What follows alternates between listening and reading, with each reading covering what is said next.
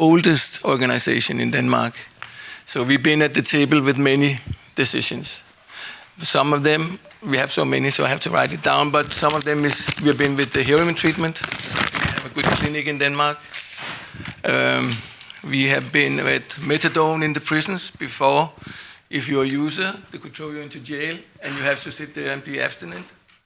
Jørgen, who was a very visionary chairman of ours, he started many years ago. He was from the street and he wanted to make... Hold it. He was from the street and he wanted to make a place which was safer, better, where we could stay users only. And that was very important. We were volunteers and that was important for us.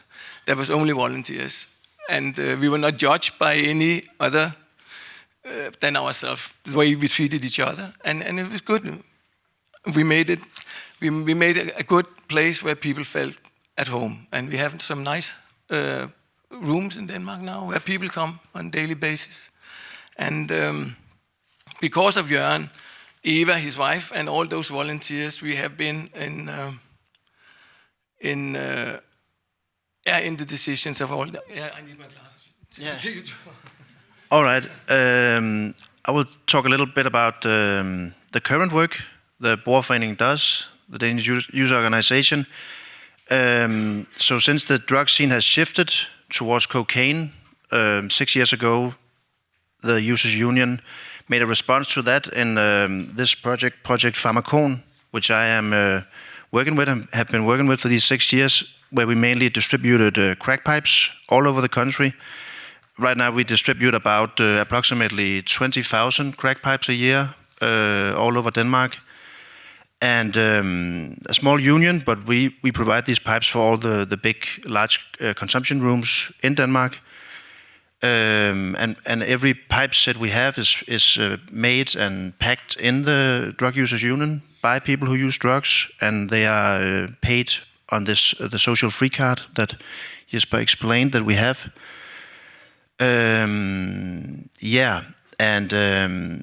Have been making these things like this campaign that Andrea also was telling about,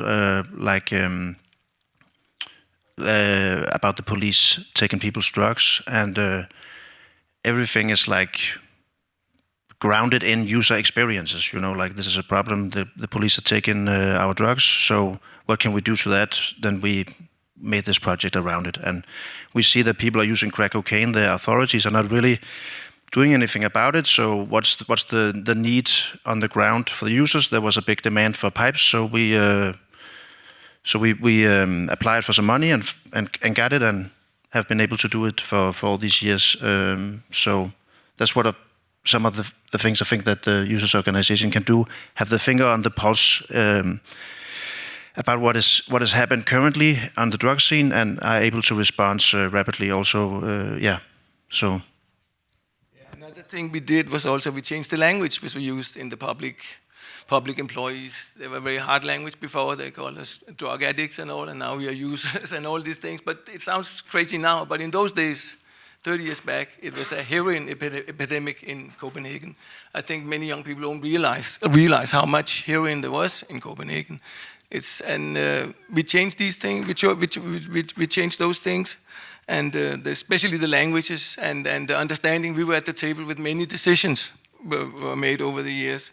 So we have made our kind. So unity, which we are making now, it can work, and it is very important. And Ian Arild told me that our work in Copenhagen also had impact here in Norway, because we were the oldest, and Arild, he came when he was young. He came a lot to Copenhagen.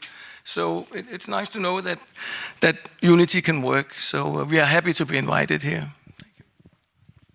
Yeah, I wanted to add to what Finn is saying, that, the union started in 1993, so it's been going for more than 30 years, and at really a great risk, because the people who started it, they exposed themselves saying we are drug users openly and proud, and has been, a lot of people have tried to shut it down for these years, but it has been able to survive, and I think that is really a testament to the will of the people who made it, and happy to be here to see, that we can continue this work in collaboration with other Nordic countries, and more power to us. More power to us, yeah. But thank you very much. And I would just say the power for us has been we were users all the way through, and we are still users who are running this house. We have only 1 or 2 employees, but just to do the practical things, we're doing the fun things. So it's nice. Thank you very much.